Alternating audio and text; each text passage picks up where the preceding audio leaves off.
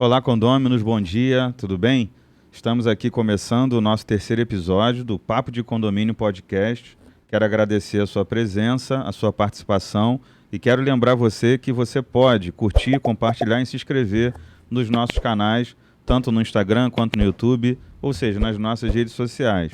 Tenho o prazer de receber aqui hoje a doutora Michele Cabral, engenheira, perita judicial, né, atuante aí no mercado condominial também, que vai nos brindar com a sua presença, tirando várias dúvidas, né, da seara condominial. E também reforço que já recebemos algumas perguntas, nós vamos apresentá-las hoje aqui.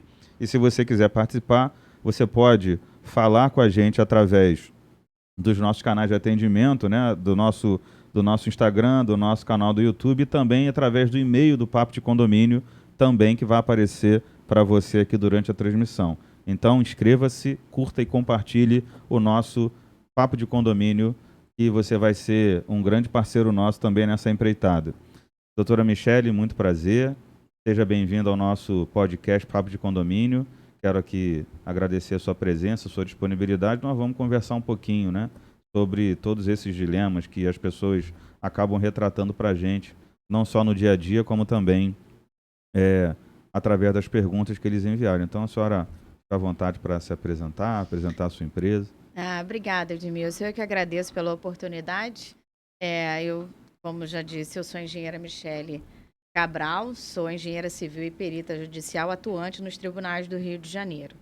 E estou grata aqui para a gente ter esse papo de condomínio, até mesmo para orientar a todos os condôminos em relação aos assuntos que serão abordados hoje. Legal.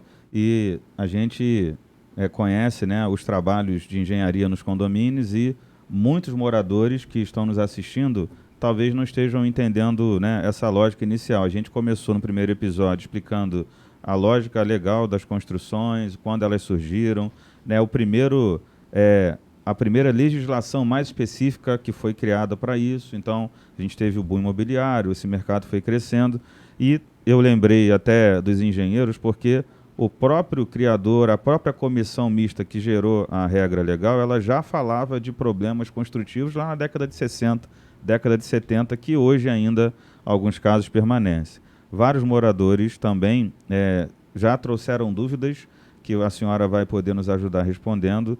E eu quero frisar que é importantíssimo você se ligar que nós estamos tentando construir uma lógica no podcast de início e através dessa lógica a gente vai entrar nos problemas menores e hoje nós vamos tratar de vários deles. O tema de hoje, né, é como preservar a garantia do apartamento especificamente. A doutora Michele vai falar sobre os principais casos que são deixados de lado pelo morador, ele não observa e acaba fazendo errado, ou seja, perde a garantia do imóvel. Gardens, isso é assim um problema e um dilema que todos os condomínios, todos os moradores de gardens passam e querem tirar essas dúvidas, querem de alguma forma falar com a gente, pedir ajuda, porque na hora de comprar é passada uma informação para eles que não é uma informação tanto quanto verdadeira sobre o que eles podem ou não fazer. Cases, né, de erros, de problemas construtivos que foram resolvidos ou que foram judicializados, a gente vai falar sobre isso também e fazer as considerações finais. Então, doutora Michele, mais uma vez, muito obrigado pela sua presença. Nós vamos começar a falar sobre as garantias, né? Como um morador deve se comportar quando pega a chave e entra no seu apartamento. As principais garantias. Eu tenho aqui já uma pergunta da Suzana, de Nova Iguaçu. Ela mencionou o condomínio, mas eu não vou dizer qual é, até para preservação da identidade dela. Ela falou que manual do proprietário é algo que de fato eles recebem por e-mail, às vezes assinam lá alguns documentos, mas ninguém se atenta. Até que ponto eles são responsáveis? O que diz esse manual, assim, em linhas gerais, que eles têm que observar? De fato, isso é uma questão muito complicada, né? Porque já é do costume, né, do ser humano, do brasileiro em si, digamos assim, a não ler o manual, nem manual de nada, então ele tem esse costume de não ler. Então, assim, o manual do proprietário, quem adquire um imóvel hoje, tá, nos empreendimentos que estamos construindo, inclusive os empreendimentos autoportantes, né, que eu vou explicar mais à frente, é fundamental a leitura do manual do proprietário para você saber o que você pode e o que você não pode, né? Então, quando a gente adquire um imóvel, né, o condomínio está adquirindo aquele imóvel, ele pensa em reformar e colocar do jeito que ele quer, né? Até porque na concepção dele ele não está adquirindo só um imóvel, ele está adquirindo um lar. E quer reformar e colocar conforme deseja. Nesse ponto, nas alvenarias autoportantes, que são os empreendimentos construídos atualmente, que são empreendimentos rápidos, né, mais baratos e nem tão eficazes assim ao longo do tempo. Mas é preciso se atentar àquilo que não pode fazer furo, não pode fazer rasgos, o tipo de material e instalação de imóveis que vai ser colocado, rebaixamento de gesso, então isso tudo tem que ser avaliado. Isso enquanto reforma e enquanto o condômino está se mudando. Agora, um outro aspecto é a questão da manutenção, né? Porque nenhuma estrutura dura para sempre. Então, tem que verificar lá, porque toda dona de casa gosta de lavar a cozinha, gosta de lavar o banheiro, e nos novos empreendimentos não há impermeabilização. Então, não se pode jogar água, né? Tem que se lavar com pano molhado, uma maneira mais restrita nessa questão da limpeza. Então, e diante disso, precisa se verificar o rejunte, né, das áreas molhadas, que no caso é só o box, e na cozinha também. Mas nesses dois ambientes não se pode ter água em abundância, né, para poder lavar, infelizmente não. E a parte elétrica, que alguns empreendimentos eles não entregam com a instalação do ar-condicionado. Eles deixam apenas à espera do disjuntor, e aí o condômino tem que contratar um eletricista, né, alguém que entenda, para poder fazer as instalações do ar-condicionado. Lembrando que existem casos em que no manual do proprietário a gente tem uma restrição sobre o uso de chuveiro elétrico, né, aqueles que são fornecimento de gás natural, então eles normalmente não fazem a indicação de uso de chuveiro elétrico. E, em outros casos, eles também colocam ali a capacidade de ar-condicionado, que é até 9.000 BTUs para cada quarto, não sendo restrito à sala. Então, assim, todos esses aspectos é importante que o proprietário verifique o manual no que tange as garantias. No recebimento, ele tem que verificar ali as coisas que já estão mesmo visivelmente. Se ele comprou um teto liso e tem um teto texturizado, né, essa parte aí vai na questão contratual. Então nós vamos fazer assim. Às vezes o morador ele comete o erro, não por má fé ou por dolo, eu quis fazer, porque ele não tem informação. Então se a gente fizer aqui remontar os passos de um morador que comprou, recebeu a chave, fez a mudança. Ele entra no empreendimento. Uma coisa que ele vai pensar, eu vou trocar o piso. Trocando o piso, eu sei que tem cuidados também, porque ele pode ou retirar o piso de forma equivocada, né, usando marteletes, enfim. Tem, assim, é uma construção tão específica e ela requer tantos cuidados que as pessoas fazem aquilo que é natural de se fazer em qualquer lugar. E quando a gente fala nas assembleias de inauguração, nas assembleias que nem todo mundo faz, né, nas assembleias em que após a entrega das chaves é uma assembleia realizada para explicar, para poder mostrar para eles os principais cuidados que a gente está mostrando aqui agora. Por exemplo, eu sou o morador e aí vou até a sua empresa, até a senhora e falar assim, olha, eu vou começar a morar, vou levar lá o meu botijão de gás, tem gente que leva, embora seja proibido, vou trocar o piso e vou colocar o ar-condicionado. Eu já vi gente colocar de 24.000 BTUs para refrigerar o apartamento inteiro. Para ele está normal, ele não faz ideia de que a potência está muito acima. Gente que troca o piso e coloca um contrapiso grosso, né? Então ele vai inferir ali num peso exacerbado. E gente que abre parede, gente que abre vala para colocar, né? Mudar a tomada de lugar, gente que quer, por exemplo, a cozinha conectada à sala, ela quer fazer ali, e fizeram já em empreendimentos recentes que a gente recebeu, parede de alvenaria, ou seja, inferindo mais peso ainda naquela região. Então, assim, essas três coisas, contrapiso, ar-condicionado e aplicação, né, de uma nova alvenaria, que eu acho que cimento e tijolo é proibido, mas outras opções existem para isso. O que você pode dizer para orientar?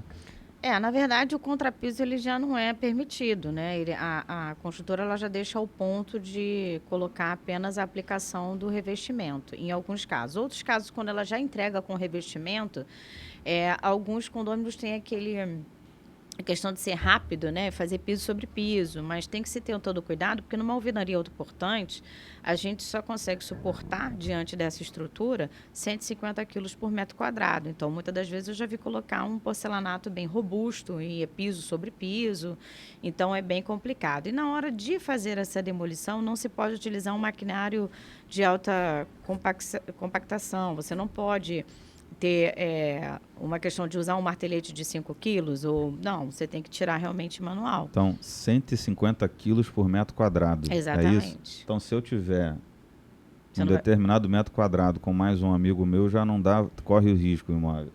Cara, isso não vai conseguir. Ainda Eu se colocar o mármore, realmente não, não eu tô vai usando dar. isso como brincadeira porque tem gente que gosta de vaso de planta e colocam outras coisas, né? E de Mas fato tem lógica, né? Assim, tem. as pessoas não entendem isso, Mas mas você sabe que recentemente, lá recentemente não, um pouco antes da pandemia, no condomínio que a gente inclusive atuava junto, em Belfor Roxo, eu encontrei uma jacuzzi no banheiro, né? Então, ficou bem complicado. Então, ou a jacuzzi ficava cheia ou ficava ali vazia só para poder servir ali decoração. de decoração, porque infelizmente não tinha condições. E tem gente que colocou também churrasqueira de fato de tijolo na varanda, né, do imóvel. Ou seja, ele foi colocando sem pedir informação. E acreditem, os casos mais esquisitos possíveis acontecem e as pessoas acham assim, no seu conhecimento, na sua experiência, elas não esperam que estejam morando num apartamento ou num empreendimento com tantas especificações, digamos assim, ruins para o costume delas, né? E quando você fala de alvenaria autoportante, a gente está falando da maioria das construções que são realizadas hoje para a categoria, né, de Minha Casa Minha Vida, com subsídio do governo federal, faixa 1, 2 e 3. E já foi abordado esse tema no episódio 1 e 2. E assim, qual é, por exemplo, a gramatura das placas, né? O que de fato segura esse empreendimento? Tanto que a construtora ela é bem enfática nesse sentido, e aí não é culpa dela, obviamente, essa informação tem que partir do síndico, partir da administradora. As pessoas fazem rasgos, pessoas fazem furos. Por que é tão proibido fazer isso numa alvenaria estrutural? É o que acontece. A alvenaria autoportante, né, que é o que a gente chama hoje em dia, ela é rápida, né, e ela tem um custo menor, né, então, assim, do que a alvenaria convencional. Ela funciona como um castelinho de cartas, né, é a parede que sustenta o peso das lajes. E ela tem, né, no caso, a estrutura dela, né, todas colocadas nas paredes, né? Então, ela é calculada e projetada para esse ponto. Quando se usa placa, as placas têm um ponto de estrutura, que é o que vai segurar, que tem os aços, em determinados pontos da placa, né? Existem casos que, quando se usa a placa cimentícia, né, que são as placas que a gente vai colocando pré-moldada, ela é toda. Existem empreendimentos que ela tem aço a cada 20 centímetros, tá? Mas aí vai de projeto para projeto. Então, nesse caso, se o condômino achar que deve, para passar uma tubulação, porque as esperas da tubulação ela já é projetada. Pré-determinada, diante daquele tipo de construção. Então, se o condômino achar que pode rasgar, ele pode estar rasgando uma seção de um aço e aí a questão do recobrimento, então você perde a estrutura. Né, vai de contra a NBR 6118, que trata desse tipo de construção também. Então, assim, você não pode, o condomínio ele precisa ser orientado em relação a isso, porque é aquilo que eu te falei, ele não adquire o imóvel só por um imóvel de comercialização, né? Ele adquire um imóvel para montar o seu lar, então ele quer montar o seu lar da maneira como ele acha. Customizar do jeito dele. Exatamente, é confortável daquela forma. E é muito difícil para quem mora em casa a vida inteira e adquire um imóvel no apartamento, num condomínio. Né? Não está acostumado à questão das regras, né? E nem da maneira como deve se portar diante daquela reforma ou daquela situação. Então, a gente vê casos aí bem complicados. Eu já interditei algumas obras em função da instalação de ar-condicionado que abriu vala na quina. Né, eu já vi um caso desse também. Então, assim, eu interditei a obra, pedi para que fosse feita uma análise por um engenheiro estrutural.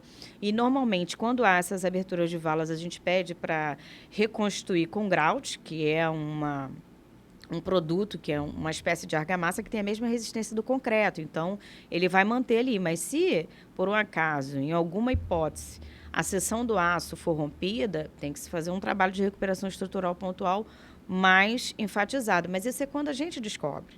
Quando a gente não descobre, quando não se viu, quando não se há uma fiscalização, a gente só vai perceber quando começarem a aparecer as rachaduras de cunho mais severos, né? Porque a gente começa ali numa fissura e quando começar a rachadura em si, que é a segregação, e a gente sabe que tem um problema estrutural, é que a gente vai se dar conta e vai começar a apurar o que aconteceu. Mas é importante que cada condomínio que adquire um imóvel hoje de alvenaria autoportante, fique atento às placas, porque sempre na entrada, no hall do elevador, tem lá, ó, proibido fazer rasgos e furos, porque é uma alvenaria autoportante. É importante que todo mundo entenda isso, tá? Mas também, por um outro lado, entendemos que para contratar um engenheiro para executar esse tipo de reforma, ou um arquiteto, é um pouco custoso, né? Então, assim, as pessoas ficam meio receosas em função disso, Na né? verdade, nesse primeiro momento em que elas estão indo morar, ela já tem taxa de obra, as primeiras parcelas talvez do financiamento, está encerrando aluguel, e aí eu vou contratar engenheiro, contratar arquiteto. Elas, na verdade, não esperam por isso e não desejam isso. E aí é o que eu costumo dizer, nós, como empresa, e alguns síndicos mais comprometidos, a gente se preocupa em informar, porque eu costumo brincar e dizer isso para os moradores. Se a gente não informar, nós estaremos incidindo num erro e até sendo complacente de alguma forma com o caos que vai acontecer logo lá na frente. Porque se a gente permitir que você faça contrapiso inadequado, que você rasgue parede, que você coloque um ar-condicionado acima da potência, se o síndico não se atentar a todas essas coisas que vão ferir o manual, de alguma forma a gente vai ter um problema de curto prazo, porque a construção ela é sensível a essas coisas. E o compromisso rege que a gente fale a verdade. O compromisso como empresa, um compromisso profissional, exige que a gente se manifeste dizendo, olha, você não pode, você tem que tomar cuidado ao fazer determinada coisa. E o morador que está assistindo, é o que você falou, ele comprou um imóvel e ele tem aquele sentimento de proprietário, de poder fazer o que ele deseja, de se comportar e fazer da sua casa o seu melhor ambiente, né, que tem a sua cara. E quando você impõe uma série de restrições, fica chato, fica desagradável, fica uma coisa pesada, na verdade, e até você acostumar com isso, né, de mistificar essa ideia de que você pode tudo num condomínio. Na verdade, a gente tem um trabalho, como agentes da informação, a gente precisa ter um pouquinho até de calma e entender que a gente está lidando com sentimentos, com sonhos, e as pessoas não estão, muitas vezes, preparadas para ouvir a quantidade de nãos que a gente dá. Não pode isso, não pode aquilo, não pode aquilo outro. E um caso bem emblemático de uma última assembleia, a pessoa levantou e falou assim, gente, eu não imaginava que existiam tantos detalhes. Se eu pudesse desistir, eu desistia.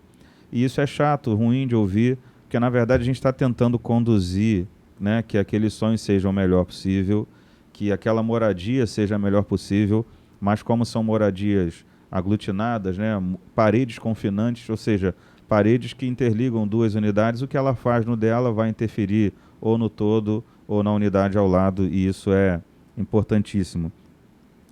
Um caso muito comum de acontecer nos condomínios também, com relação ao ar-condicionado, como eu disse, de aplicação de equipamento acima da quantidade, né, de potência acima do regulado, né, ali contribuindo para não sustentação, né, da amperagem do bloco, porque ele já é contadinho, né?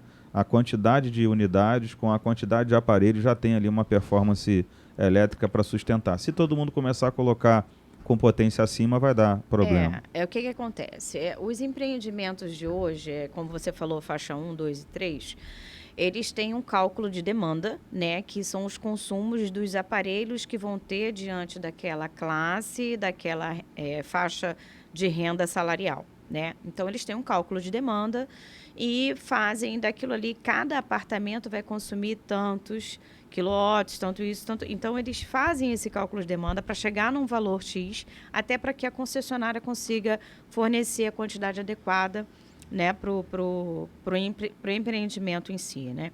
Então, na maioria das vezes, para cada quarto, em função de que cada unidade gera em torno de 37 a 40 metros quadrados, então ele coloca ali o ar-condicionado de 9 mil BTUs, né? Porque você calcula a questão de BTU pelo metro quadrado diante daquele ambiente, mas só que existem casos de colocar 24 e por aí vai, né? Ele queria refrigerar a casa inteira, aí não podia colocar na sala, então é um pouquinho complicado. É uma questão de trabalho de base, tá? Então, ainda voltando um pouco sobre aquele tema que você falou na questão de orientar os condôminos assim que a gente recebe um condomínio, né? Quando eu presto a engenharia consultiva naquele determinado condomínio, até mesmo só recebendo o condomínio junto com o síndico e a gestão, a gente não pode correr no risco de cometer crime, né? De ação, de negligência e omissão, de fato.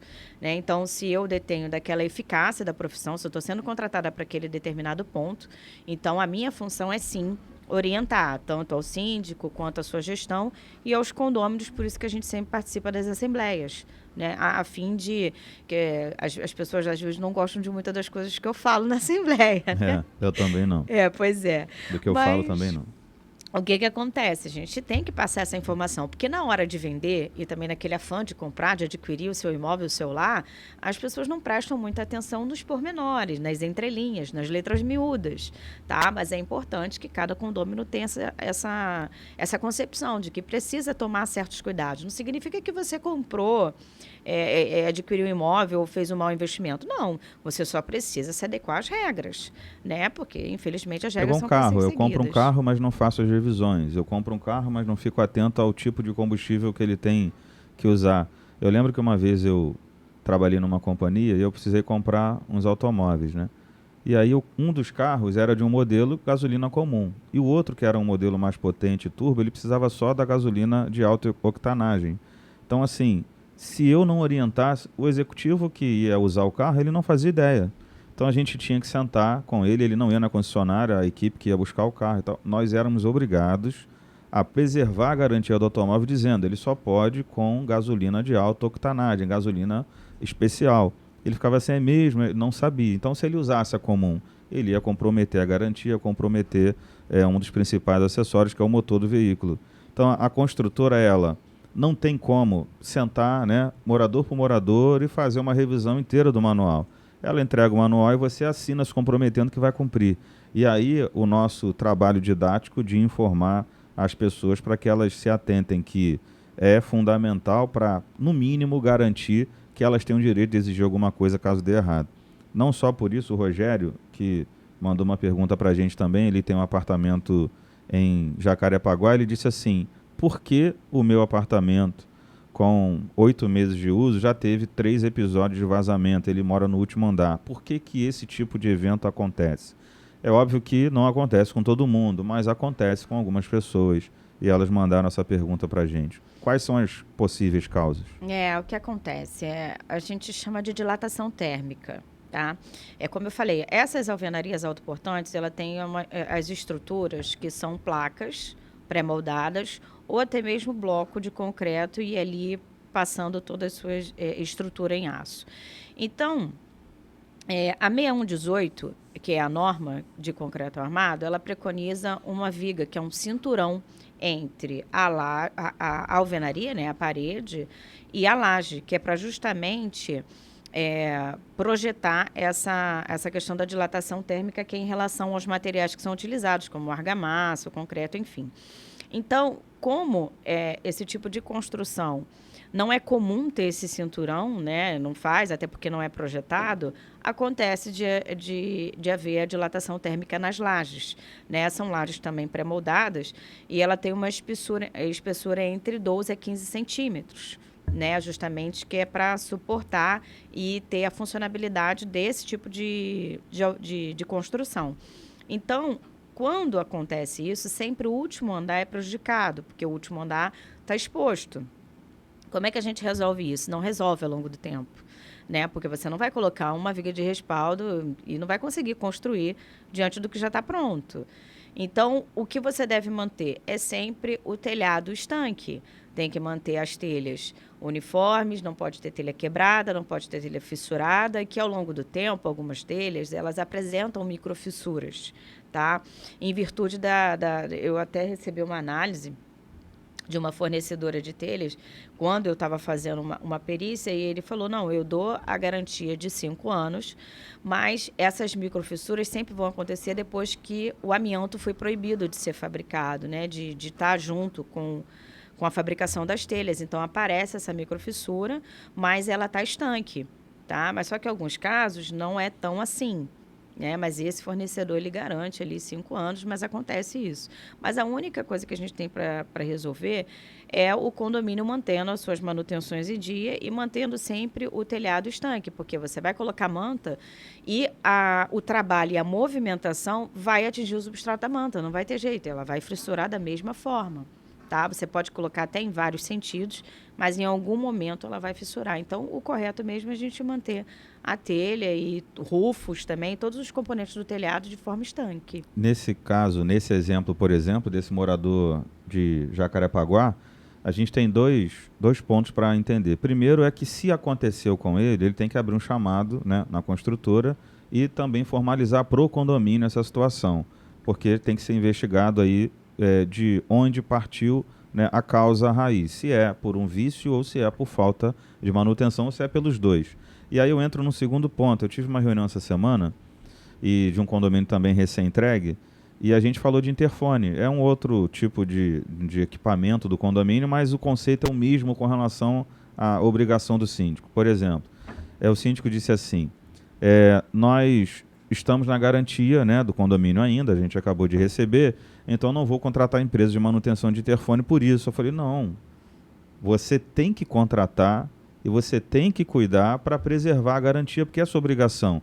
Então, muitos recebem condomínios achando que não tem que fazer contratação de empresas de manutenção de interfone, de limpeza de castelo, de manutenção de laje. Eu participei de uma perícia e o perito do juízo disse assim, os funcionários da manutenção são seus, não são? São terceirizados com a gente. Qual é a formação deles? Ele queria saber se o funcionário tinha competência para executar de acordo com as normas e com o manual da construtora aquilo que ele estava criticando, porque ele queria ponderar sobre as responsabilidades. Então, se houve um vazamento, se há um problema de interfone num condomínio novo, não importa. O síndico tem que ter os contratos, as empresas, né, os profissionais cuidando do equipamento mesmo durante a garantia. O fato de ter garantia não significa dizer que eu não tenho que fazer nada. Se acontecer alguma coisa, eu chamo a construtora. E parece que não, mas é um erro fatal também que acontece muito, né? Com relação à gestão e também com relação ao morador saber direcionar a lógica de quem ele tem que recorrer. Muitos pensam logo em processo, né? Na maioria das vezes dá para resolver sem isso, mas ele fica às vezes sem saber a quem recorrer. E por isso eu menciono isso, né, Michele? Acontece muito disso. Isso acontece muito. No caso do morador, sim. Se ele receber um imóvel, ainda está pelo prazo da garantia contratual, que é até 5 anos, eu não estou falando de vícios, né? Porque o vícios, ele abre prazo e a gente pode cobrar até 10 anos, conforme o nosso Código Civil. Só que ele ainda está no prazo de garantia e tem essa questão tênue entre o que é manutenção e o que foi vício diante do erro construtivo ou da metodologia da construção.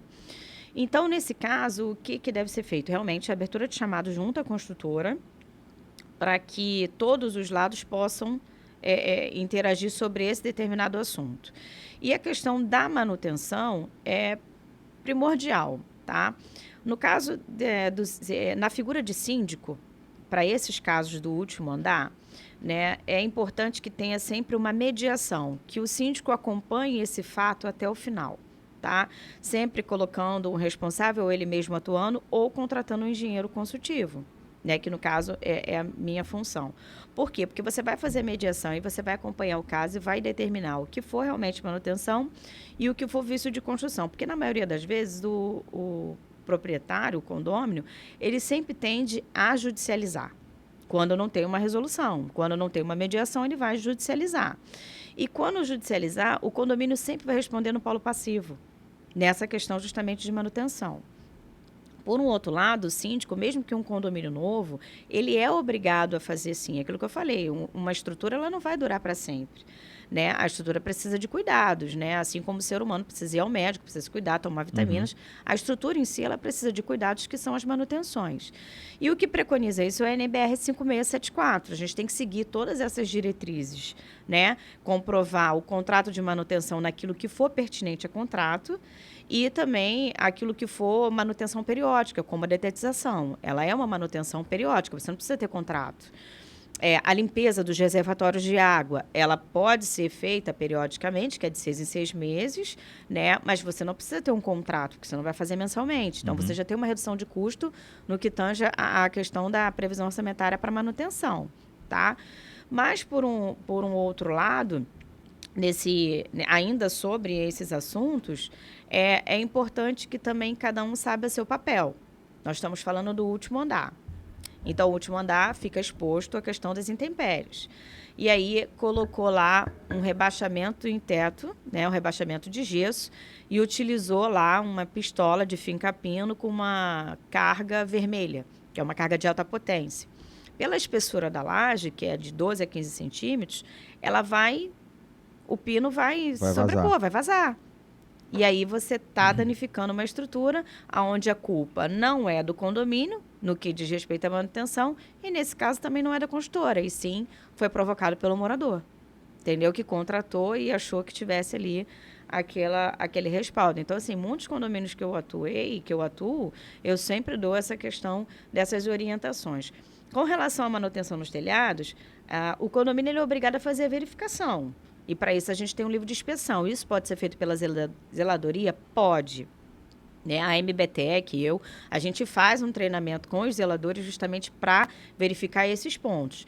Mas, na execução, de fato, realmente tem que ser por empresa especializada com emissão de RT, até para poder provar essa questão, caso venha a ser judicializado, que é a primeira coisa que a construtora pede, essa informação e o que é correto, né, perante a lei. Então, o simples ato de desejar colocar teto de gesso, tem que ter alguém que entenda do que está fazendo, primeiramente, alguém que entenda o que significa alvenaria estrutural, que é, na verdade, o destino. Eu vou fazer esse serviço aonde? Não é numa residência, é num imóvel de um condomínio que tem esse tipo de construção, essa característica.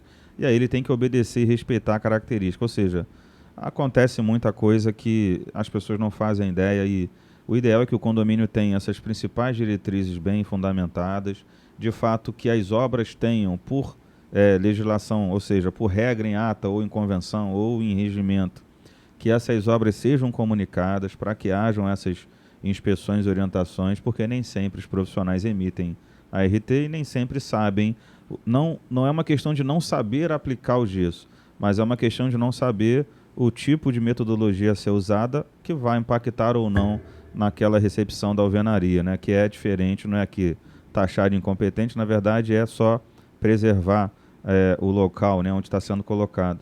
Porque na verdade, assim, quando a gente atua como engenheiro construtivo num condomínio, sobre essa questão de obra, eu costumo dizer, gente, eu não vou proibir vocês de construir, nem de reformar, não é isso. O que eu venho fazer no meu papel é te orientar o que você pode e o que você não pode. E diante daquele desejo que você tem de fazer uma reforma, de colocar um determinado ponto, elemento na sua unidade, eu vou te oferecer outras opções a que não venha a ter prejuízos, tanto para o condomínio quanto para a sua unidade no que tange às garantias e até mesmo a estabilidade. É muito importante, né, que saiba desses pontos, porque até é uma coisa assim que todo mundo acha que é bobo, né, mas teve casos de muito acidente, é a questão das redes de proteção que coloca na janela. Ia falar nisso agora. Então, assim, essas redes de proteção, além de ter um teste de arrancabilidade para ver se vai suportar o peso da criança ou do animal, que muitas das vezes as pessoas colocam por causa do pet, né? E teve casos em agosto de 2020 que a criança caiu do terceiro andar, a criança morreu, infelizmente, mas... Eu estava numa assembleia, vi uma correria, meu coração quase saiu pela boca, lá em Campo Grande. Um cão do quarto andar se jogou porque ouviu a voz do dono, não tinha rede de proteção. Os moradores conseguiram amortecer a queda dele, ele machucou o focinho um pouquinho, mas podia ter morrido. Podia ser uma criança também. Exatamente. E aí, se alguém coloca a rede e a rede não segura, olha o tamanho da responsabilidade que é. E não só por isso, né, por possíveis vazamentos também, pela metodologia colocada, pode ficar à vontade para falar disso, porque é muito comum e as pessoas querem saber. Na verdade, a rede de proteção ela tem que ser colocada dentro do requadro da janela, né? E as pessoas muitas das vezes colocam por fora.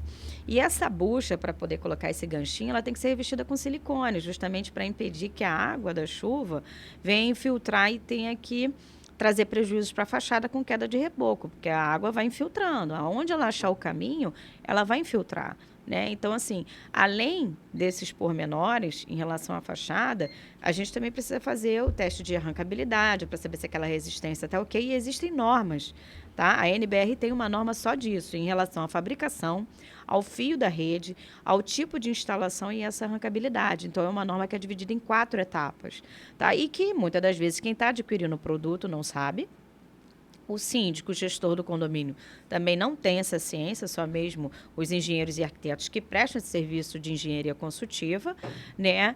E nem mesmo, Edmilson, em alguns casos, a própria empresa que está oferecendo o serviço tem essa consciência, tem essa ciência da norma.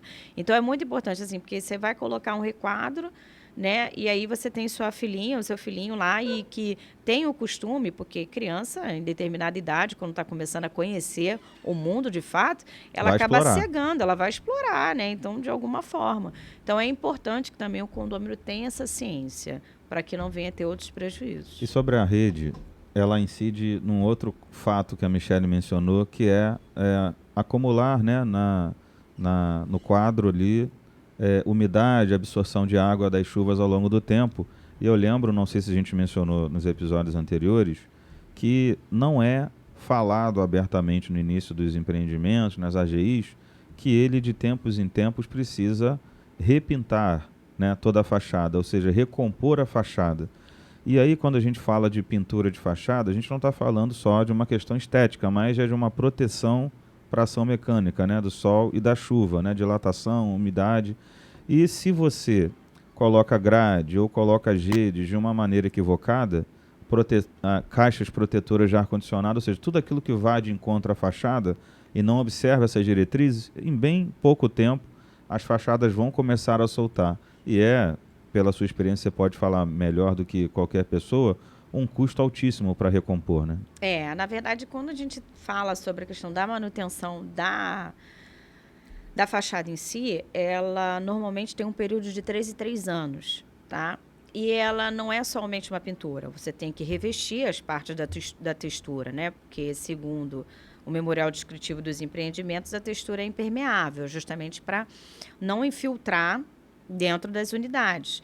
Então, diante disso, o que a gente orienta é que se tenha essa preocupação em relação quando se coloca todo, quando se coloca grade, ou então até mesmo as redes de proteção, para que não venha infiltrar. E aí esse período de manutenção que deveria ser de 3 anos, passar para 1 ano e meio, passar para 2, e muitas das vezes o condomínio não tem fôlego para fazer esse tipo de manutenção. Lembrando que não é só uma pintura estética, né? Você tem que ver o tipo de textura utilizado para que mantenha a permeabilidade daquela parede, daquela fachada.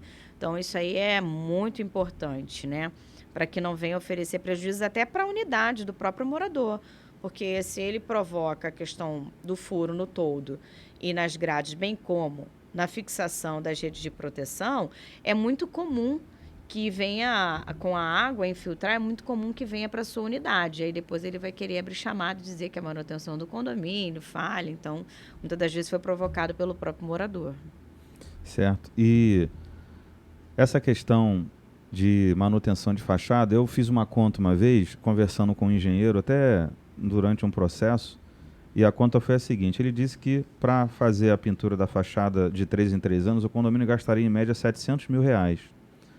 E a cada 3 anos, né, vamos dividir por 36, eu teria ali R$20 mil por mês praticamente para guardar de grana para poder fazer a cada 3 anos esse tipo de pintura. Isso levando em consideração 100% de pagantes.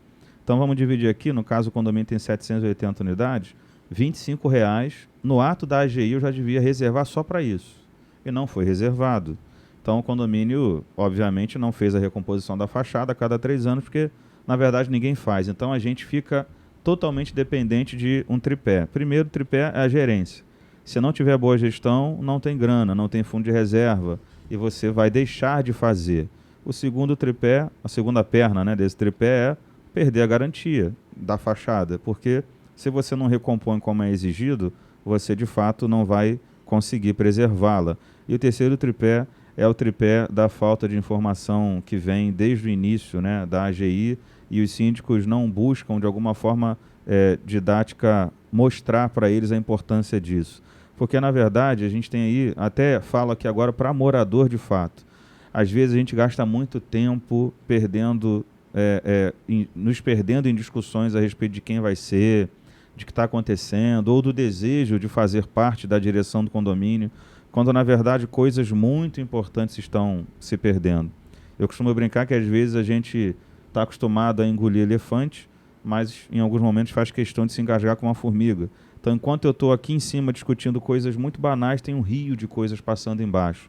E se a gente não preservar a gestão financeira de uma forma hábil e de uma forma inteligente a fazer com que isso aconteça, o meu empreendimento vai perder valor, vai perder habitabilidade, vai perder qualidade, vai perder, de fato, ali no mercado, né, de locação ou de venda, a importância que ele pode ter caso a gente não consiga fazer. E a cada mês que passa, é um mês a menos de R$ 20 mil sendo guardado para fazer a recomposição das fachadas. Esse cliente que fez a recomposição, ele valorizou R$ 20 mil cada unidade. Ou seja, o mercado reconheceu e entendeu que é um condomínio bem cuidado, que é um apartamento com boa gestão. As pessoas se interessaram em morar lá, em comprar lá. Então, assim, uma coisa vai levando a outra e a gente precisa, de fato, entender que o melhor caminho é o melhor, é o caminho da boa gestão. A boa gestão para tudo, nesse caso, principalmente no que a gente vai resolver em relação à manutenção, ela é primordial, mas nós sabemos, você mais do que ninguém como gestor, que esse trabalho é um trabalho de base desde lá do início, né? Aquele cálculo que, no caso, as construtoras fazem para poder, entre o financiamento, né, mais a cota condominial, não superar os 30% daquela renda familiar. E acaba, muitas das vezes, o financiamento ficando um valor bem mais alto, e aí coloca uma cota condominial, muitas das vezes eu já vi de R$ 150. Então, uma cota condominial, hoje em dia, para o custo que está a manutenção, material, inclusive, e a prestação de serviço, você não vai superar, você não chega a 6 meses. Então, vai acabar, comprei o condomínio, tem a ata de AGI, beleza, ok, vamos fazer a AGI e instituir o condomínio. Dali a 6 meses, ou dali a 1 mês, ou assim que já se inicia a gestão diante do síndico, já tem que ser feita uma AGE para poder a gente verificar essa questão da previsão orçamentária para manutenção. Uhum. Muitas das vezes há uma questão equivocada que a construtora estabelece no manual do síndico e no manual de garantias a determinadas manutenções que, de fato, não vão conseguir serem realizadas de acordo com a cota condominial que é disponível ali, aquela pré-definição para quando se compra um condomínio.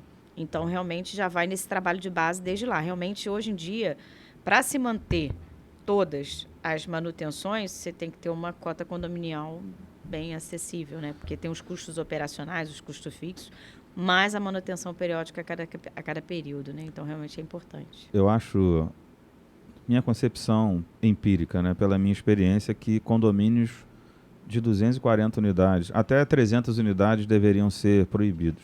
Deviam ter de 300 unidades ou mais, para favorecer o rateio. Eu tenho clientes de 400 e poucas unidades, 500, que têm uma quantidade de funcionários de portaria. E outros de 220, 240 unidades que têm a mesma quantidade, ou seja, ele tem a metade de unidades autônomas para compartilhar do custo e a mesma estrutura de custo para bancar. Então a cota explode, a cota vai lá para cima. E aí você ainda tem que importar manutenção para essas pessoas. Elas não estão preparadas para isso. Ela, na verdade, tem uma performance financeira, né, um salário que não comporta pagar uma cota condominial desse nível para bancar essas manutenções. Então, esse ciclo de compra, manutenção, coexistência e capacidade financeira, ele não se fecha. E a legislação não está atenta a isso, né? A lei condominial ou a lei financeira, né, a regra financeira não está amparando essas pessoas nesse sentido, porque, na verdade, você tem o favorecimento, o subsídio, programa Minha Casa Minha Vida, Casa Verde e Amarela, seja qual for, mas eles não estão atentos ao mínimo, à realidade de algumas famílias, por exemplo, e principalmente as que moram em empreendimentos com menor quantidade de apartamentos.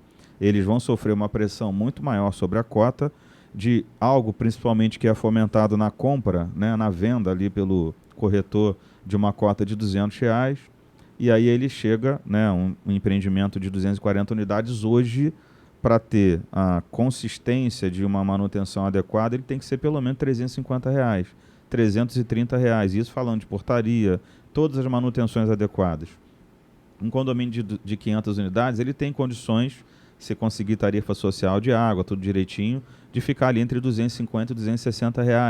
Um condomínio de 400 unidades, 400 e poucas unidades, consegue ficar em torno de 260 também, 265, 270, se tiver boa gestão e se tiver pelo menos 95% dos pagantes. Então, assim, a gente ainda tem que levar em consideração a inadimplência, ainda tem que levar em consideração a gestão, e aí essa cota ao longo do tempo, das duas uma, ou ela vai, em 2, 3 anos, ficar perto de 350, R$ 400 para corrigir erros anteriores, ou a gente vai demandar de um milagre quase que utópico de uma gestão muito bem aparamentada, com empresas muito bem comprometidas, para que esse condomínio, embora pequeno, consiga consistir e subsistir numa cota razoável e adequada. A gente não vê isso acontecer sempre, e o que fica nas discussões orçamentárias, algumas empresas, né, por exemplo, vamos tirar a advocacia, vamos tirar a engenharia, vamos trocar a administradora por uma mais barata. Então, as pessoas olham para o valor e não para o serviço em si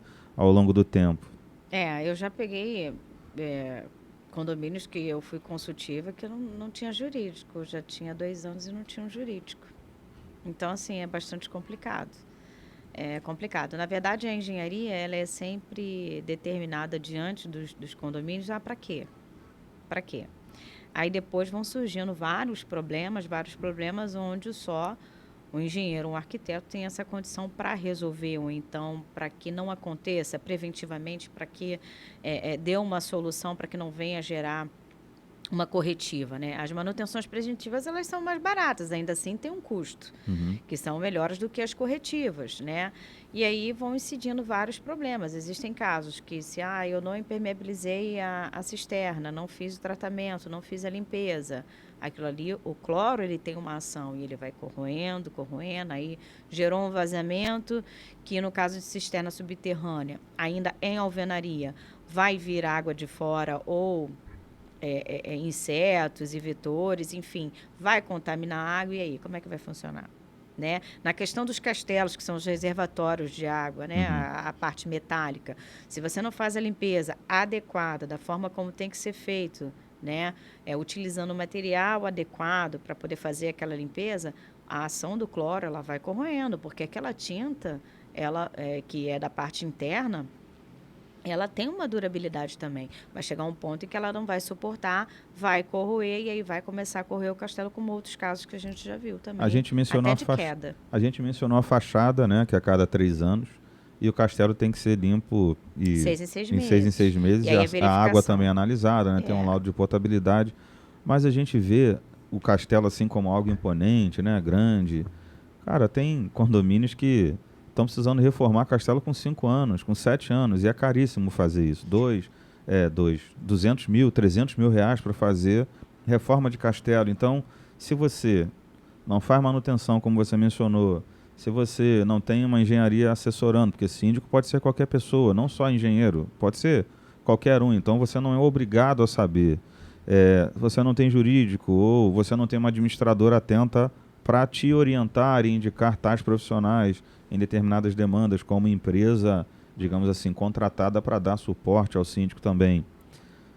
Nada disso acontece, você vai incidir no caos. E aí o síndico fica 2, 3 anos e sai. Depois disso, é um problema ingerenciável, insolúvel, e o morador herda isso. E eu estou aqui, recebi uma ligação ontem nesse sentido. Olha, a gente está com um problema proveniente de gestões anteriores, que ou se emitiram ou que exageraram naquilo que fizeram, e agora a gente precisa corrigir. A correção invariavelmente vai acabar em quê? Aumento de cota. Então, esse trabalho ele tem que ser desde o início de verdade. Assim, eu quero falar a verdade a vocês. E eu fiz uma reunião, falando agora um pouco da gente, rapidinho, com moradores de um condomínio de 240 unidades. Eu disse assim: vocês querem a sinceridade ou querem alguém que finja o que está acontecendo e ganha o dinheiro de vocês enquanto tiver que ganhar e depois vai embora. A sinceridade, a cota vai ficar em R$ 300, pelo menos, porque vocês só têm 240 unidades, para cumprir com todas as obrigações. Agora, se outras pessoas disserem diferente, que vai ser mais barato do que isso, e vocês quiserem ir por esse caminho, fiquem à vontade. Tem outro condomínio que fez e tomou esse caminho, escolheu, né, um outro lado e incorreu numa dívida de R$ 700 mil, não conseguia pagar, porque o síndico assumiu, fez política, baixou a cota e era inviável baixar. Então, a gente tem essa responsabilidade de manutenção, de gestão e de informar para todos eles o que está acontecendo. Eu vou pular de tópico agora e vou falar de algo que é assim, não é a pergunta de uma pessoa, não é a colocação de uma pessoa, é a colocação de dezenas de pessoas que compram gardens. Então, você que está ouvindo a gente, você que é morador de garden, preste bem atenção no que a doutora Michele Cabral vai dizer. Eu sei que você, às vezes, isso aí é desde a propaganda no stand, né? Você tem aquela noção dimensional equivocada, nossa, é maior, mas na verdade, chegando no imóvel não é tão maior quanto você imaginava e você não pode fazer tudo o que pensa também naquele ambiente. Então, dá um panorama geral para a gente sobre gardens, os principais dilemas que você já viu acontecer e aos poucos a gente vai botando as perguntas aqui dos moradores. Edmilson, garden é, de fato, uma certa dor de cabeça, né? Por quê? Porque o garden, ele tem aquela questão da permeabilidade natural, né, do solo, né, que é onde tem a drenagem natural, em função de não haver alagamento. São coisas que são exigidas no projeto de arquitetura pela prefeitura em questão, né? Então, quando o condomínio adquire esse garden, a primeira coisa que ele quer fazer é concretar, colocar uma piscininha, em alguns casos, né? Porque tem gardens que são grandes, tem gardens que são pequenos. Uhum. Ah, eu quero murar porque eles entregam com alambrado. Ah, eu quero murar, né? Porque, enfim. A questão do muro pode ser colocado? Pode, desde que respeitado as regras e seja estabelecido em assembleia, tá? Tem que ser um padrão único, né, para todo mundo. Exatamente, principalmente na estabilidade, né? Porque muitas das vezes vai lá, contrata alguém que não emite uma RT, vai lá e faz um muro com uma fundação pequenininha, aquele solo ainda está se movimentando, o que acontece? Cai o muro no vizinho. E aí a dor de cabeça é maior. Então, você tem que ter uma estabilidade, você tem que ter uma viga baldrame, em alguns casos, com 50, 60, 80 centímetros, depende do solo, ok. Ou então, dependendo da altura desse muro, né? O que a gente costuma respeitar na questão do muro é sempre a altura que foi pré-determinada pelo alambrado, tá? Só que existem casos que tem gardens que não tem... que fica próximo de rampas, então você não tem aquela questão da privacidade, porque à medida que a pessoa vai se aproximando, ou subindo ou descendo a rampa, ele está olhando tudo dentro da sua casa. E aí tem dois dilemazinhos, assim, só para começar pelo muro. Você quer fechar o espaço do garden, né, para ter um pouco mais de privacidade? Você pode fomentar isso, mas eu tenho duas posições. Uma a gente não vai discutir aqui agora, talvez num outro momento, que é a jurídica, né? A alteração de fachada, eu preciso lá de um quórum muito qualificado para aprovar isso. E o segundo é o que se pode fazer numa obra como essa? Hipoteticamente foi aprovado, vamos fazer. Mas, olhando o projeto, passa a tubulação de gás ali embaixo, passa a tubulação de água ali embaixo. Vai continuar sendo garden, né, e pertencente à unidade privativa. Ok, vai continuar. Só que na questão da concretagem tem dois problemas. Eu passo, alguns gardens, na maioria, passa a tubulação comum, ou seja, ou é uma tubulação de rede de drenagem, ou é uma tubulação de gás, ou é uma tubulação de água, e que em determinado ponto que precisar de uma manutenção, ou houver uma avaria, seja lá como for, naquele ponto, o condomínio vai precisar executar obras e nessas obras vai precisar quebrar, né? E aí como fica? Né? Aí, então, assim, há uma discussão considerável. Então, aquilo que não for permitido, a concretagem, a gente oferece ao condômino outras opções, né? A gente tem o intertravado permeável, ele é como se fosse um Lego, ele vai encaixando, choveu, vai continuar absorvendo, mas vai continuar perfeito. A pessoa pode colocar o que quiser ali em cima, não vai ter terra, não vai ter grama, não vai ter formiga, então, assim, vai continuar a mesma opção que ele queria de um concreto. Então, a nossa função é essa, orientar da melhor forma possível. Porque se eu tiver que fazer uma obra naquele trecho, eu vou simplesmente desencaixar, executar a obra e encaixar novamente. É bem melhor do que se eu tiver que quebrar. E aí vai oferecer alguns prejuízos. Então, essa questão de garden, ele é muito complicada. A gente precisa tratar isso com bastante empatia, inclusive. Porque se você vai comprar, eu quero botar isso, eu quero botar aquilo. Não é para ser uma área morta, não né? é para ser uma área morta. Inabitável, inutilizável. Não. Você quer utilizar de algum jeito. Exatamente. A gente já falou disso da unidade. E aí você tem uma área de garden que você não consegue... Poxa, eu quero pegar um sol, quero botar uma churrasqueira, receber convidados, eu não posso usar. A gente sabe disso. E quando a gente começa a falar para os moradores dos cuidados, calma aí, não, vamos com calma, não só no aspecto da engenharia civil, mas no aspecto jurídico também.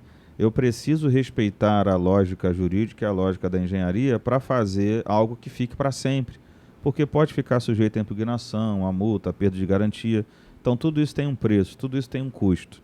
E aí é obrigação do síndico ser bem amparado e assessorado para informar os moradores como de fato deve ser feito. A gente tem exemplos de condomínios que fizeram o seu garden, que colocaram a sua cobertura de policarbonato de forma padronizada, colocaram lá a sua churrasqueirinha, colocaram o seu chuveirão, seu piso intertravado, e estão curtindo o seu espaço. Mas isso tudo demandou um certo tempo, né, e uma certa orientação. Mas aí depende do síndico que, né, solicitar essa assessoria, né? Porque o síndico que solicitar essa assessoria, ele vai poder resolver a situação da melhor maneira? Vai. Vai ser feito um memorial descritivo, vai ser feita uma metodologia para dizer o que pode e o que não pode. A gente consegue readequar aquele espaço, e desde que não vai ferir a questão da garantia, tanto para o condomínio, né, nem para o morador, e assim o morador vai ter o seu espaço ali harmonizado dessa mesma forma. Então, assim, ele, em suma, precisa realmente de uma assessoria, né? Uma coisa que batem muito, e óbvio, né, eu também gosto muito de fazer churrasco, de participar dessas coisas, e muitos reclamam que eles, quando compram, tem lá um layout, né, de venda do garden com uma churrasqueirinha do lado. Óbvio, se tem alguém me mostrando um espaço com uma churrasqueira, eu posso usar a churrasqueira. E alguns confundem, eu posso usar uma churrasqueira de tijolinho lá, juntando a alvenaria, ou só uma churrasqueira removível, e a fumaça que vai, né, para cima, vai para uma outra unidade, temperatura. Esse tipo de coisa acontece muito. Acho que o jurídico falou, que nós recebemos como convidados no último episódio, ou no primeiro, que de fato acontece muito. Falaram pela lógica jurídica, mas pela lógica da sua experiência. É possível resolver essa situação? Tem gente ouvindo a gente agora na esperança de fazer um churrasquinho também. Desde que não vá ferir a questão da convenção e do regulamento interno, que já é pré-aprovado, inclusive pela consultoria em AGI, é possível. Existem metodologias de churrasqueira que já tem placas refratárias, que não vai interferir nessa questão do calor, né? Da temperatura, do calor. E a questão da condução da fumaça, desde que num afastamento considerável da linha da fachada, é possível, porque aí o ar vai expandindo, aí indifere, a fumaça não vai diretamente para aquela outra unidade, né? E assim, de fato, se eu tiver até numa casa, colado a um condomínio e fizer um churrasco, a fumaça vai para aquela unidade, não tem jeito, é questão do vento. Mas desde que não pertencente à linha da fachada, colado ali, mas seja um pouco mais afastado para que tenha essa expansão do vento, pode ser feito, mas tem que ser um estudo.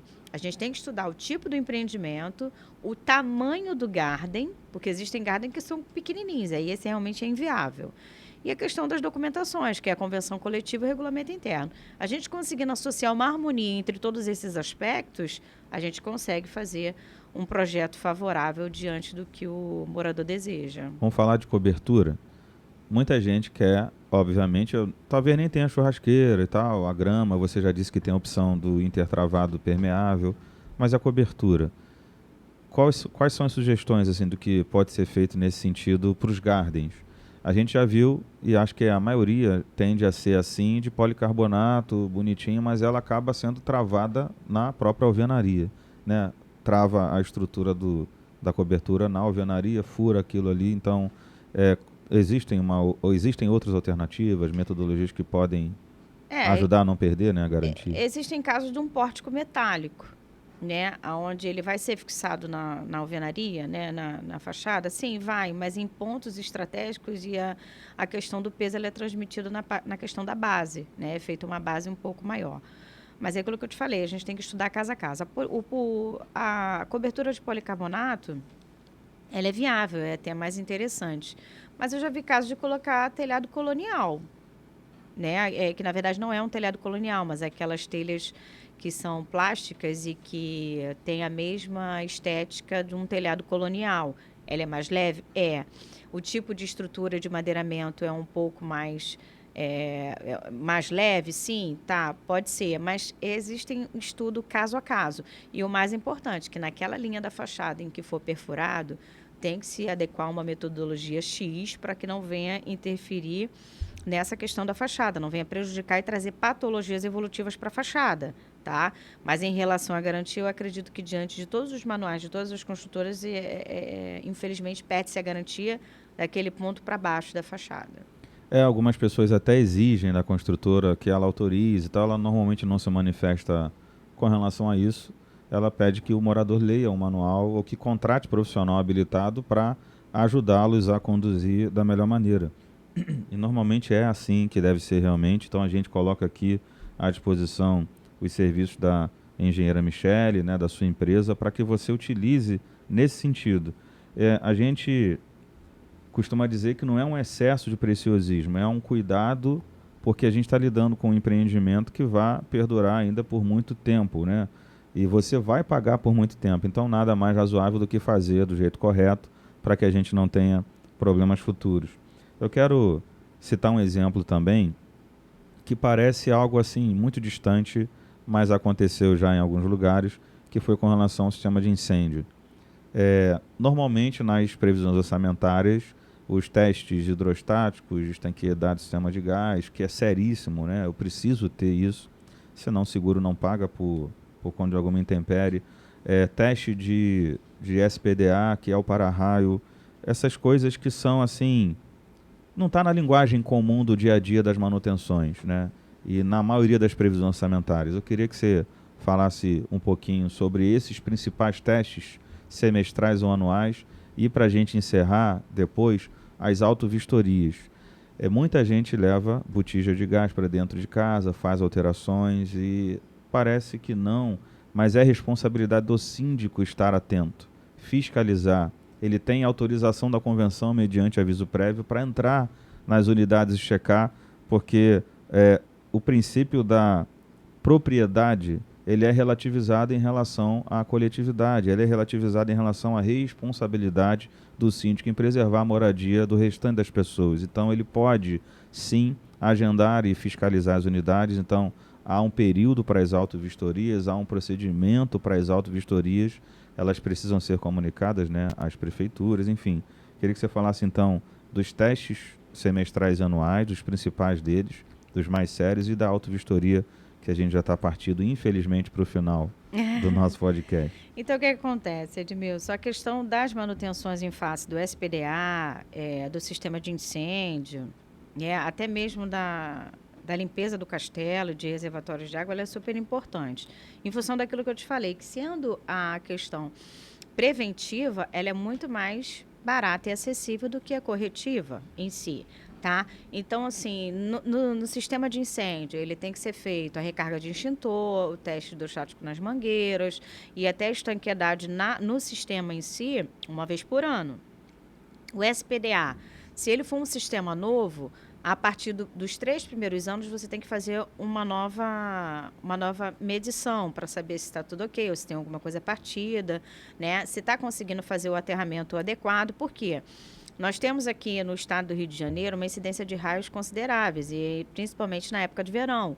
Então, se cair um raio próximo, tá? Mesmo que o seu empreendimento tenha o seu SPDA, se ele não tiver ok, vai queimar placa de interfone, vai ter uma série de problemas que vão acarretar depois na questão do custo. vai sobrepor, infelizmente, né? Placa de elevador. Placa de Um elevador. cliente recentemente, por instabilidade da energia, queimou a placa de elevador. Essas são as mais 40 caras. mil reais para Exatamente. recompor. É quase um elevador E novo. se ele acionar o seguro e o seguro pedir o laudo, né, por exemplo, do SPDA, do Para-Raio, fiscalizar e ver que o aterramento não está adequado, ele não vai receber. E assim, por outros casos também, o teste de estanqueidade do sistema de gás, né, pressuriza, joga pressão para saber se tem vazamento ou não. E assim, anualmente eu preciso ter, e é algo importantíssimo, acho que a própria concessionária também se dispõe a fazer ou não, tem que ser uma empresa diversa. No caso do sistema de gás, sim, você pode solicitar em caso de vazamento. Em outros casos, quando você só quer manter a questão da manutenção, você pode fazer para uma empresa credenciada, uma empresa que ela indique. Ou até mesmo com a própria concessionária, mas aí você vai ter que pagar sobre essa questão dos testes de estanqueidade, tá?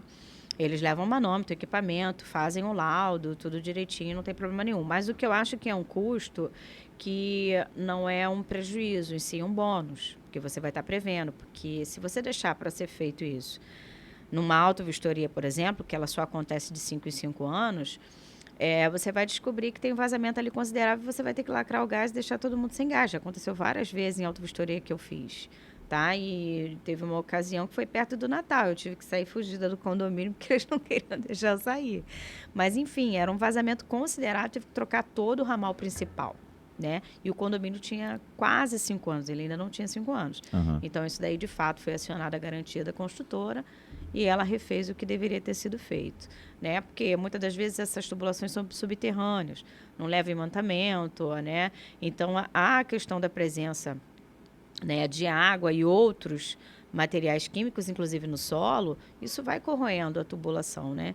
E aí, como é que você faz a manutenção? Não tem como você fazer manutenção, você não vai ficar abrindo para fazer manutenção, ela tem que ser construída de forma adequada para durar, pelo menos ali, aquela questão da manutenção que é de 5 anos, né? Então, é muito importante. A autovistoria, né, a questão do seguro, como você falou, realmente, a primeira coisa que eles vão pedir é o certificado do bombeiro. Se o certificado do bombeiro tiver tudo conforme está originalmente definida naquele certificado e tiver com o certificado ainda válido, porque muitos dos condomínios precisam renovar a cada 5 anos. Se tiver com válido, ele vai pagar sem problema nenhum. Se as suas manutenções que são pertinentes ao sinistro tiverem em dia, não tem problema nenhum, o seguro vai arcar, né? E no que tange a questão da autovistoria, como você falou, que é a Lei 6.400 no âmbito estadual, mas existem as orgânicas de cada município, ela é importante. Por quê? Você está definindo se a manutenção que o condomínio está fazendo ela está eficiente, se ela precisa de alguma obra ou reparo de cunho severo, né? Porque existem coisas que têm risco e a pessoa não se dá conta porque não conhece, né? Vamos citar um exemplo bem claro que é um exemplo assim, que eu tenho muita dor de cabeça quando eu faço autovistoria. São as fachadas, né? As fachadas de revestimento cerâmico. Então, tem aquelas que têm pastilhas, tem aquelas que têm mármore, né? Tem aquelas que têm um outro tipo de revestimento cerâmico. É necessário que se faça o teste de percussão para saber se tem som cavo, né? Que está oco, está prestes a desprender. Ou se ela já está naquela questão eu bati, ela soltou e aí você tem que tirar, tá? São coisas importantes que muitas das vezes o condomínio não sabe, né? Tem que ser feito rejuntamento, tem que tirar aquelas partes que estão soltas para recolocar, né? E assim manter aquela estabilidade da fachada. Mas existem pontos também que aquelas revestimentos de fachada com mármore ou granito, que a norma preconiza um parafusozinho de aço inox para poder prender aquele tipo de revestimento, para não acontecer, como fatidicamente teve num carnaval, eu não me lembro qual foi o ano, e que desprendeu uma placa dessa, né, de revestimento de mármore na cabeça de uma menina, né, e em pleno carnaval, e ela ficou por muitos anos ainda internada e foi motivo de inquérito, e inclusive a responsabilidade também em quem fez o auto de vistoria, então aquela coisa toda. Então aqui é um recado para os síndicos, né, que é necessário a auto-vistoria até para uma questão das suas manutenções e até preservar o empreendimento como um todo, evitando risco, por exemplo, no auto de vistoria a gente também vê suporte de ar-condicionado. Tem suporte de ar-condicionado que muitas das vezes o condomínio não vê e o condomínio também não vê, a zeladoria, e já está prestes a cair. Quando vê, já caiu na cabeça de alguém, ou já caiu em cima de um carro, já caiu em cima de um pet. É muito complicado esse tipo de situação. E um outro ponto também são a questão dos engenheiros, né? Que precisam saber que, diante da lei em si, eles têm uma responsabilidade. Todos nós temos essa responsabilidade que vai lá na omissão e negligência. A gente precisa comunicar, a gente precisa indicar e também como é necessário que o condomínio após o laudo de autovistoria seja entregue, ele precisa marcar uma assembleia para que o engenheiro ou arquiteto, o profissional em si, responsável por aquele laudo, venha apresentar o que de fato foi constatado. Tá? Bem como, ó, vocês estão falando da manutenção aqui e ali, enfim. E ele fica responsável por aquele empreendimento durante os 5 anos. Quando a gente emite uma RT para correlacionar o laudo de autovistoria com a execução de autovistoria em si, a gente fica responsável por aquele empreendimento até o próximo período em que for vencer, que é daqui a 5 anos. E durante esse período, se a gente constatar lá, olha, precisou de reparo, eu vou dar, então, um período X diante da complexidade do problema para poder executar. Ah, não executou. Por quê? E é sempre necessário que seja feita essas revisões. Que muitas das vezes quem contrata não tem essa ciência da responsabilidade e nem do trabalho que isso oferece. E, por um outro lado, quem está executando também não tem a questão da noção da responsabilidade civil e criminal sobre esse assunto. Então, é muito importante que os dois lados estejam trabalhando conscientemente nesse ponto. Correto. A Priscila, da região dos Lagos, pediu para voltar um pouquinho. Ela quer sugestões de como ela pode fazer uma bancada, já que a gente mencionou que não pode ser de tijolo, de alvenaria, para dividir o ambiente da cozinha dela com a copinha, com a sala ali. Porque ela disse que, poxa, eu não posso fazer nada, mas alguma coisa tem que existir de alternativa para isso, para a gente dar uma, como a gente falou, uma customizada interna, sem precisar remover, mas acrescentar sem risco também. Pode fazer de balcão de marcenaria, né? Com a madeira. Pode ser feito em drywall. Ou, no último caso, assim, que é bem distante, a gente vai lá e coloca aqueles blocos de concreto celular, né? Que é um bloco que ele é revestido com material que você pega ele assim, você parece que é um isopor. Uhum. Mas, na verdade, não é. Né? E ele pode ser utilizado como tijolo e ele não vai oferecer peso para a estrutura em si. Normalmente ele é muito utilizado em shopping, né? Quando eu executo obras em shopping, ele é muito utilizado em shopping. Mas se você quiser colocar, inclusive, um revestimento, você pode utilizar uma placa de drywall ou placa verde, né? Que a gente chama de placa verde, mas ela tem um outro nome, mas é porque a pessoa vai entender melhor. Então, você colocando aquela placa verde, executando direitinho, com as furações corretas, né? Você consegue ainda colocar uma placa de granito. Eu ia perguntar, você pode colocar um granito uma placazinha em cima, de granito, ficar pode bonitinha a divisão. revestir com azulejo, inclusive, essa placa verde. Entendeu? Ela bem estruturada, você pode. Sem problema nenhum, pode colocar painel de vidro, né? Você só tem que indicar para o profissional a forma como você quer e o que você quer colocar. Mas de tijolo e Tijolo, cimento, bloco de concreto, não. A gente atrai não indica, muito peso, né? Atrai muito peso. Até porque a gente não sabe como vai ser construído.